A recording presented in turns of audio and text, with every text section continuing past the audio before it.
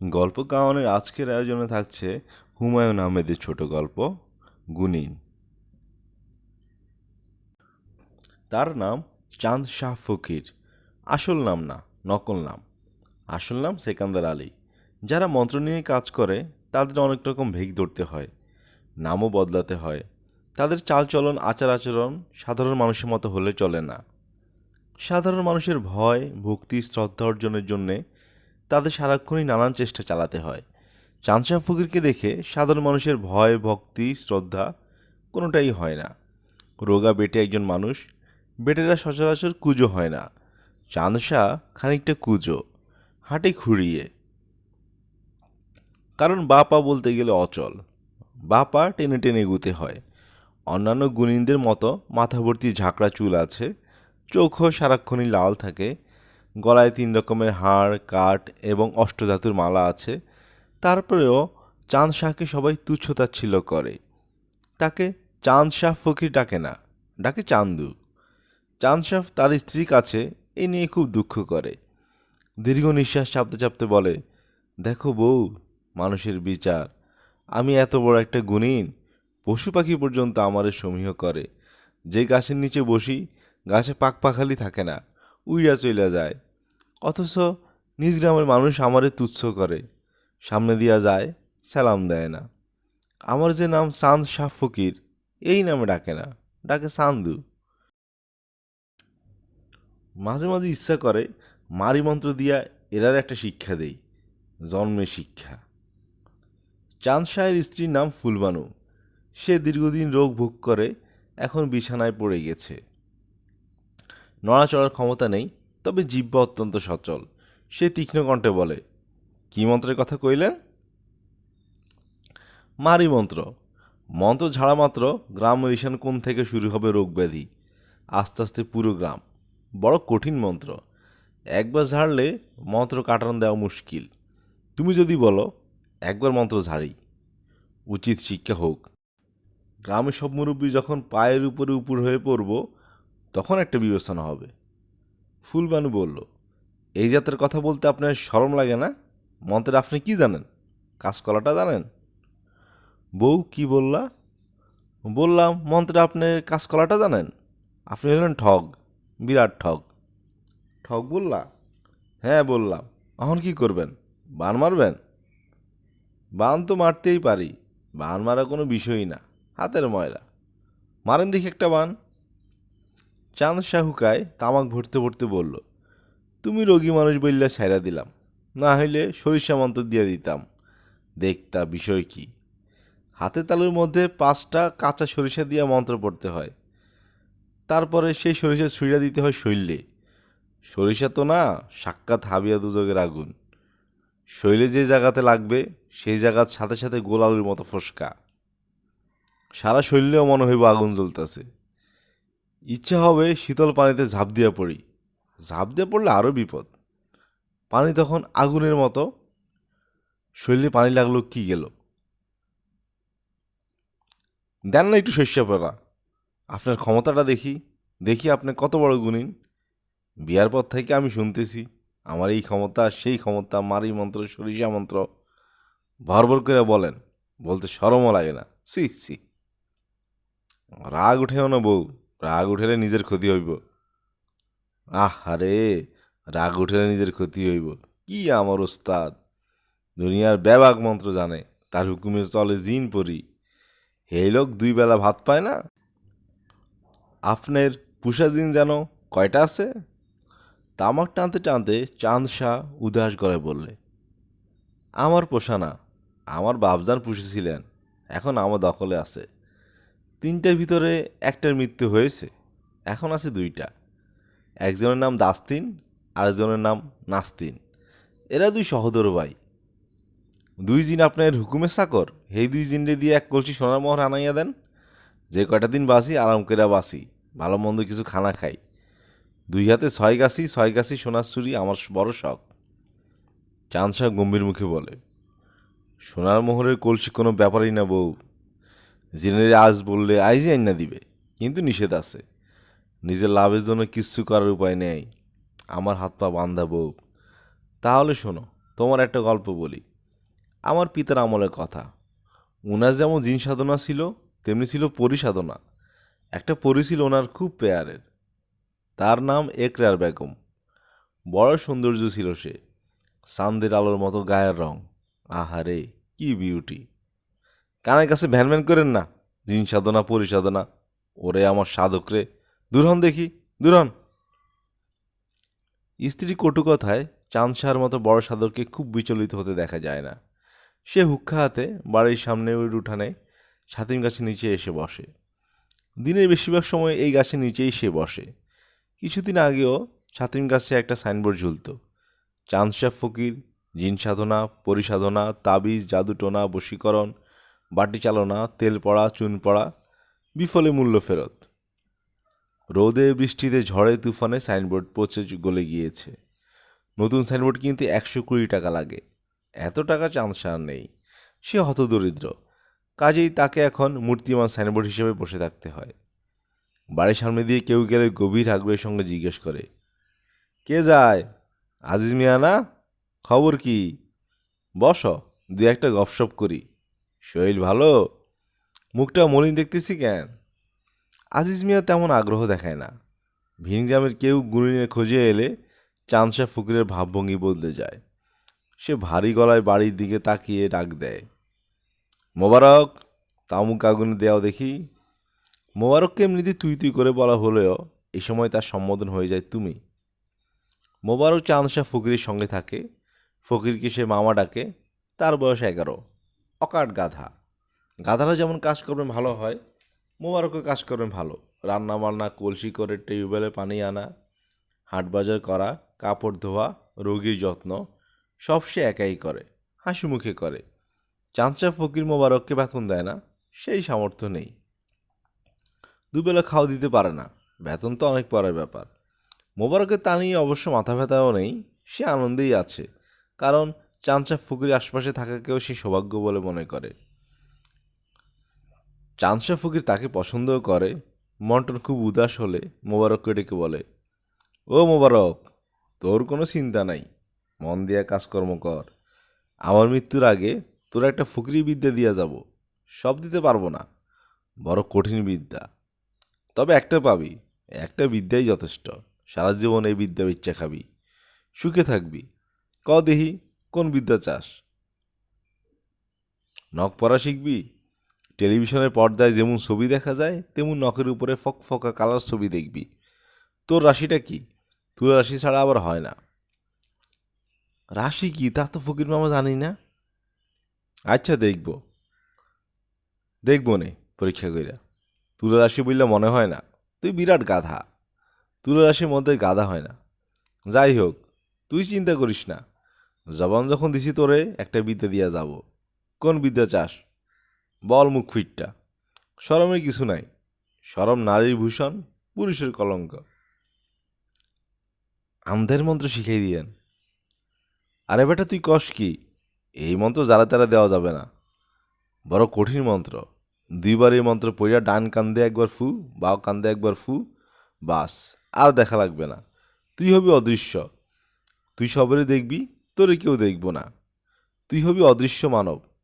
এই মন্ত্র যারা তারা দেয়া যায় না। শোন তাহলে একটা গফ। আমার তখন জোয়ান বয়স।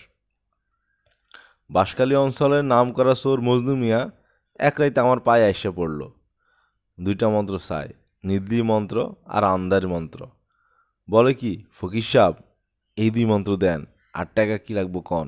টাকা কোনো বিষয় না। আমি বললাম, এইটা তো হবে না। এই মন্ত্র যার তার হাতে দেওয়া যায় না, ওস্তাদের নিষেধ আছে, কঠিন নিষেধ।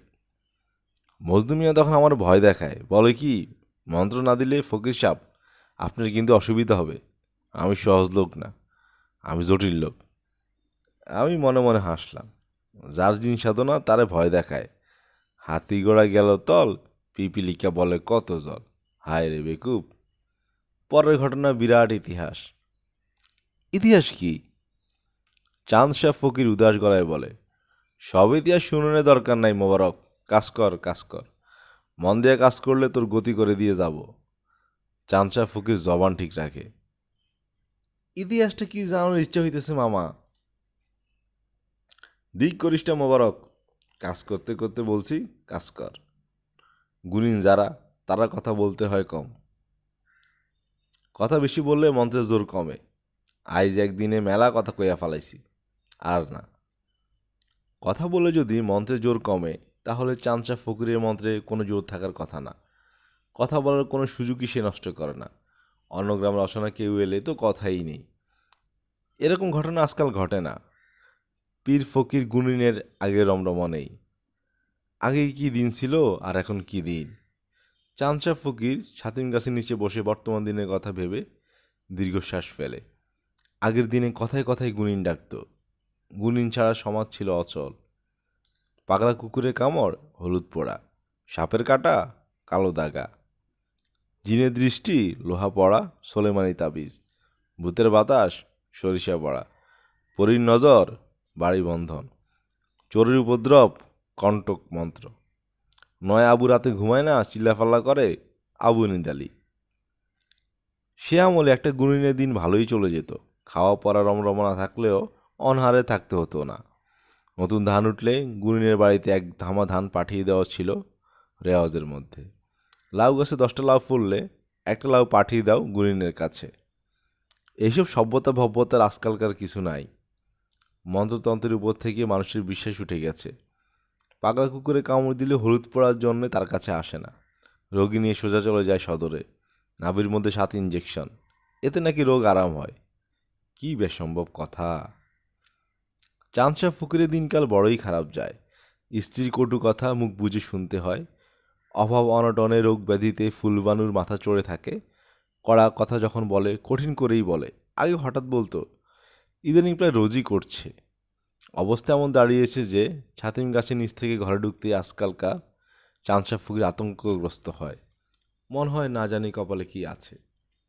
চাঁদশা ফকির রাতে শোয়া মাত্রই ঘুমিয়ে পড়তে পারে না। বয়সের কারণে তার ঘুম কমে গেছে। বিছানায় চুপচাপ শুয়ে থাকতেও তার ভালো লাগে না। গল্প করতে ইচ্ছে করে। ফকিরি গল্প শুরু করলে ফুলবানু এমন হয়েছে শুরু করে যে চাঁদশার আফসোসের সীমা থাকে না। কেন সে গল্প শুরু করলো? চুপচাপ বিছানায় শুয়ে থাকলে এই যন্ত্রণা হতো না। একে বলে খাল কেটে কুমির আনা। আজ রাতেও এরকম খাল কাটার ব্যাপার ঘটেছে। চাঁদশা ফকির মনের আনন্দে খাল কেটে যাচ্ছে। সে তার এক ফকিরি গল্প শুরু করেছে। গল্প বলতে তার বড় ভালো লাগছে। সে বুঝতেই পারছে না কিছুক্ষণের মধ্যেই তার কাটা খালে কুমির আসবে, আলিশান কুমির। বুঝলা বউ, তখন আমার যৌবনকাল। তোমার সঙ্গে তখনও বিবাহ হয় নাই। টুকটাক ফকিরি করি। ফকিরের তো আর 24 ঘন্টার কাজ না। যখন ডাক পড়ে ফট। বাকি সময় গান বাজনা করি। যৌবনকালে ঢোল ভালো বাজাইতাম, মন্দিরাও শিখছিলাম। তবে ঢোল হইল মন্দিরার চেয়ে কঠিন বিদ্যা। শুনতেছ বউ? শুনতেছি, বলেন। তখন মুরাদপুর গ্রাম থেকে একটা ডাক পাইলাম।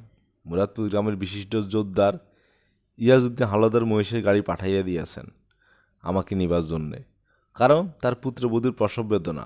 বউ শুনতেছ? বড়ই চমকপ্রদ কাহিনী। আপনার চমকপ্রদ কাহিনী শুনতেছি।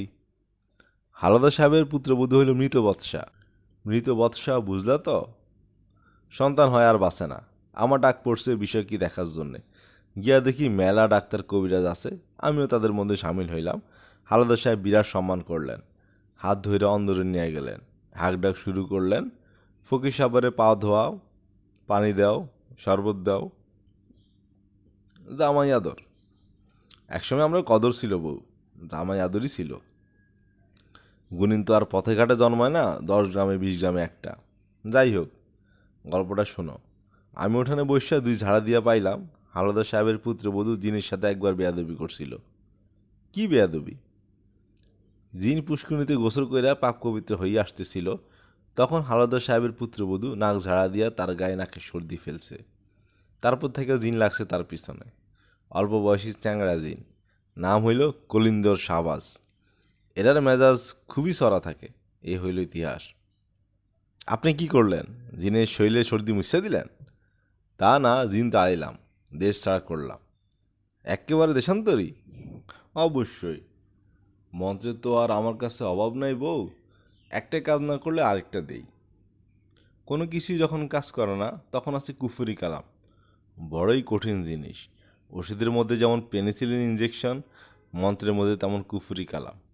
পাক কোরআনের কালাম উল্টাপাল্টা কইরা পড়তে হয়, বিরাট গুনার কাজ। কিন্তু উপায় কি? কুলীন হইয়া জন্মাইছি, গুনাহ তো করতেই হবে। রোজ হাসরের শক্ত বিচার হবে। আমরা যারা গুণী, আমরা সামনে তোমরা চাল চালাইয়া বেহেশতে যাইবা, আর আমরা দোজকের আগুনে পুইড়া মরব। এটাই বিধান। চাঁদ শাহ ফকির তৃপ্তি নিঃশ্বাস ফেলে গল্প শেষ করে। বারুদের মতো জ্বলে ওঠে ফুলবানু। এসব মিথ্যা কথা বললা আপনি মানুষ ঠকান? আপনার লজ্জা নাই? ফুলবানু রোগের কথা ভুলে বিছানায় উঠে বসে। চাঁদ শাহ ফকির শঙ্কিত বোধ করে। কাটা খাল বেয়ে কুমির চলে এসেছে, তাও ছোটোখাটো কুমির না, বিরাট আকার কুমির। দুনিয়ার ব্যাবাক মন্ত্র গিল্লা খাইছেন, বলতে শরম লাগে না?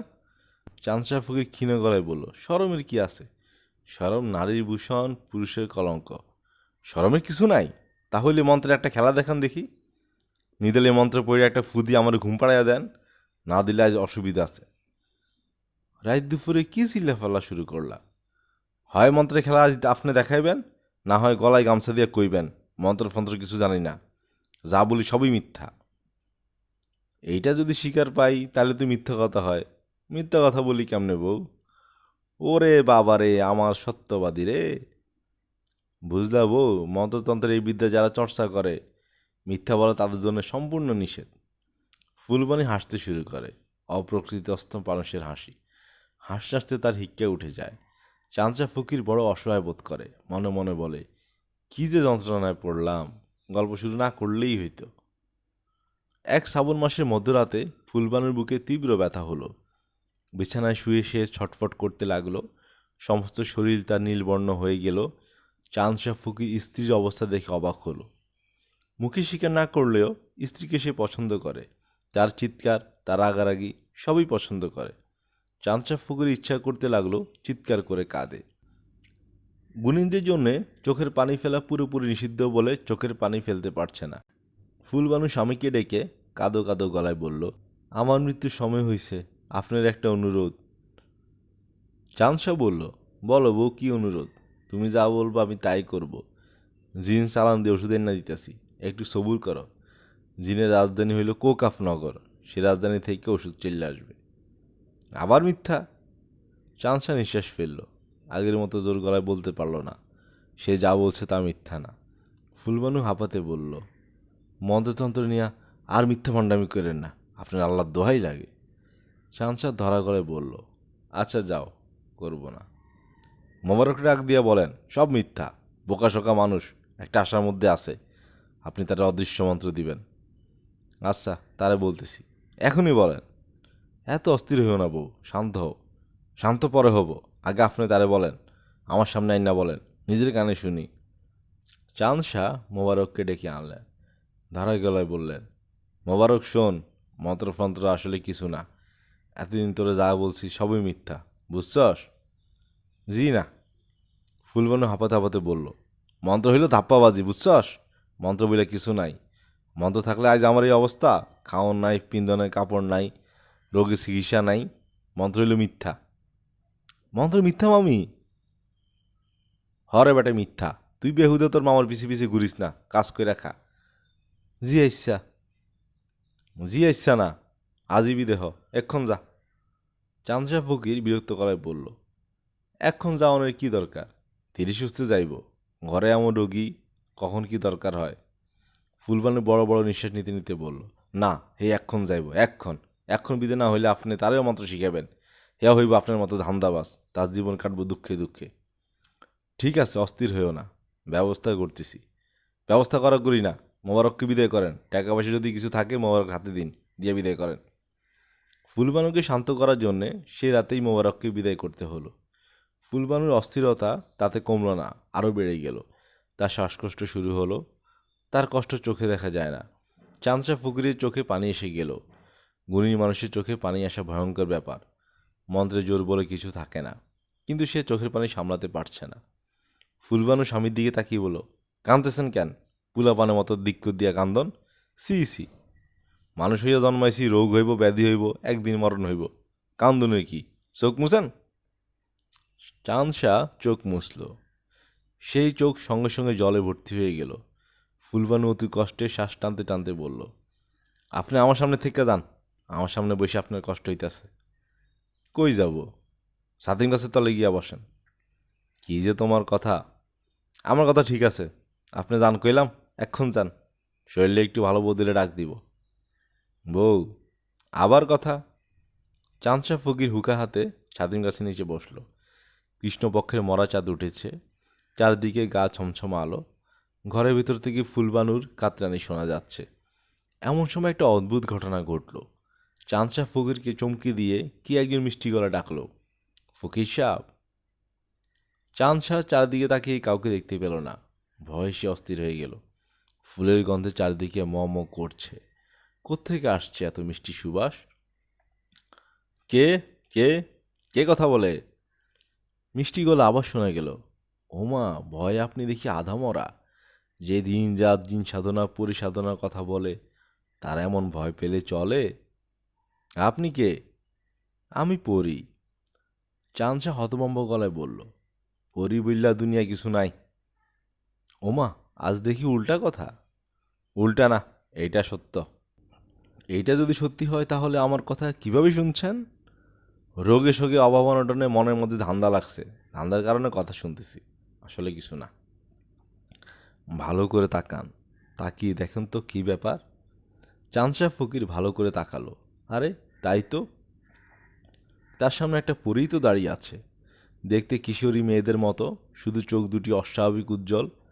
পাখা আছে, পাখা দুটো অল্প অল্প কাঁপছে। ফুলের গন্ধ আসছে পরী মেয়েটার গা থেকে। কি অদ্ভুত গন্ধ! আর কি সুন্দর মেয়েটার মুখ! পরী ঠোঁট টিপে হাসতে হাসতে বলল, দেখলেন? চাঁদশা কিছু বলল না। বলবি কি, সে পুরো হকচকিয়ে গেছে। পরী আবার কি? কি, মুখে দেখি বাক্য নাই। বিনা আগুনে হুক্কা টানছেন? হুক্কায় আগুন দেওয়ার কেউ নেই? মোবারক চলে গেছে? জি। ঘরে এমন রোগী, জীবন মরণ ব্যাপার, আর মোবারক চলে গেল? চাঁদশা কি বলবে ভেবে পেল না। শরীর বন্ধন মন্ত্রটা কি পড়বে? পড়ে ফেলা দরকার। এরপরই মেয়েটার কাণ্ড কারখানা ভালো ঠেকছে না। যদিও মন্ত্রতন্ত্র বলে কিছু নেই, নেই বা বলা যায় কিভাবে? চোখের সামনে দেখতে পাচ্ছে পাখাওয়ালা পরী। কি আজব কাণ্ড! চাঁদ শাহ ফকির। চাঁদ শাহ জবাব দিল না। শরীর বন্ধন মন্ত্র মনে করার চেষ্টা করতে লাগলো। দোহাই দোহাই তিন পীর, কিরপিন সবে নীর, লক্ষ্মী ও মনসা, মা কালী ভরসা। দিলাম দেহ বন্দন, রক্তবর্ণ চন্দন, ফুলের নাম জবা, পশ্চিমে রয় কাবা, কাবার ঘরে ছয় কুঠুরি। পরি খিলখিল করে হেসে উঠল। চাঁদশা ফকিরের মন্ত্রে গণ্ডগোল হয়ে গেল। দেহবন্ধন মন্ত্র দীর্ঘ মন্ত্র, একবার আউল লেগে গেলে গোড়া থেকে পড়তে হবে। চাঁদশা ফকির বিড়বিড় করে কি পড়ছেন? মন্ত্র? জি। কি মন্ত্র? দেহবন্ধন? হুম। মন্ত্রতন্ত্র বলে কি কিছু আছে? আপনি কে? একবার তো বললাম, আবার বলতে হবে? আমি পড়ি। ও আচ্ছা। আমি আপনার বাড়ির উপর দিয়ে যাচ্ছিলাম উড়ে, আপনার চোখের পানি দেখে নেমে এলাম। কাঁদছিলেন কেন? চাঁদ শাহ চুপ করে রইল। বলবেই বা কি? বলার মতো কোনো কথা কি তার আছে? শুনুন চাঁদ শাহ, আমার হাতে একেবারে সময় নেই। আমি এক্ষুনি চলে যাব। তবে নেমেছি যখন, তখন আপনার একটা ইচ্ছা পূরণ করব। বলুন কি চান? যা চান তাই পাবেন, তবে একটা মাত্র জিনিস। বলে ফেলুন। এক কলসি সোনার মোহর দিলে হবে? এক কলসি জায়গায় 7 কলসিও দিতে পারি, তবে ধন দৌলত বেশি হলে সমস্যা। দেব এক কলসি মোহর? জি না। ধন দৌলত চান না? তাহলে কি চান? সম্মান? লোকজন আপনাকে দেখেই সালাম করবে? যত বড় মানুষই হোক, আপনাকে দেখে উঠে দাঁড়াবে? জি না। বাকি রইল কি? ক্ষমতা। ক্ষমতাও খুব ভালো জিনিস। সম্মানের চেয়ে ক্ষমতা অনেক মধুর। ক্ষমতা চান? জি না। আপনি ফুলবানুরে ভালো করে দেন। উদ্ভট কথা বলেন কিভাবে? ফুলবানুরে আমি ভালো করব কিভাবে? আমি কি ডাক্তার? মেডিকেল কলেজের ডিগ্রি আছে আমার। আপনাকে বুদ্ধিমান লোক বলে ভেবেছিলাম, এখন তো দেখছি আপনি বোকা, মহা বোকা। ফুলবানু যে দজ্জাল, ভালো হয়ে গেলে তো আপনাকে কসলে ফেলবে। কসলাইলেও ক্ষতি নেই। কসলালেও ক্ষতি নেই? তাহলে তো ভালো করে দিতেই হয়। আচ্ছা ঠিক আছে, দিচ্ছি ভালো করে। যান, ঘরে যান। ঘরে গিয়ে দেখুন, আর আমি বিদায় হচ্ছি। পাখির ডানা ঝাপটানোর মতো শব্দ হলো। হতভম্ব চাঁদশা ফকিরের চোখের সামনে পরি আকাশে উঠে গেল। পরি চলে গেলেও তার গায়ের গন্ধ এখনো রয়ে গেছে। ঘরের ভেতর থেকে ফুলবানু ডাকলো, এই যে ফকির সাহেব, শুইনা যান। চাঁদ শাহ ঘরে ঢুকে দেখে ফুলবানু খাটে বসে আছে। তার মুখটা হাসি হাসি। চাঁদ শাহকে দেখে সে খানিকটা লজ্জা মাখা গলায় বলল, বুকের ব্যথাটা হঠাৎ কইরা চইল্লা গেছে। বলো কি, শরীরটাও ভালো ঠেকতেছে। হুম, দেখেন না নিজে নিজে উঠা বসছি। হুম, পিয়াস লাগছে, এক গ্লাস পানি দেন তো। চাঁদ শাহ অতি দ্রুত পানি নিয়ে এলো। ফুলবানু তৃপ্তির সঙ্গে গ্লাস শেষ করে বলল, হঠাৎ শরীরটা আমার ভালো ঠেকতেছে কেন, কিছুই বুঝলাম না। চাঁদ শাহ বলল, ঘটনা তোমারে বলি, বড়ই চমকপ্রদ ঘটনা। হয়েছে কি, ছাতিম গাছের নিচে বসেছিলাম, হঠাৎ দেখি চোখের সামনে এক পরী, বড় সৌন্দর্য চেহারা, বড় বিউটি। চোখের সামনে কি দেখলেন, পরী? পরী। আবার শুরু করছেন? আবার? চাঁদ শাহ চুপ করে গেল। এমন সুন্দর একটা গন্ধ, এমন এক চমকপ্রদ ইতিহাস, কিন্তু সে তার স্ত্রীকে বলতে পারবে না, কোনো দিনই বলতে পারবে না। এর চেয়ে দুঃখের ব্যাপার আর কী বা হতে পারে। ফুলবানু খাট থেকে নেমেছে। সে হেঁটে হেঁটে দরজা পর্যন্ত গেল। তার বিস্ময়ের সীমা নেই। দীর্ঘ 5 বছর পর সে নিজে হেঁটে দরজা পর্যন্ত গিয়েছে। ফুলবানু দরজা ধরে দাঁড়িয়ে আছে। কৃষ্ণপক্ষের মরা জ্যোৎস্নাও তার কাছে অপূর্ব লাগছে।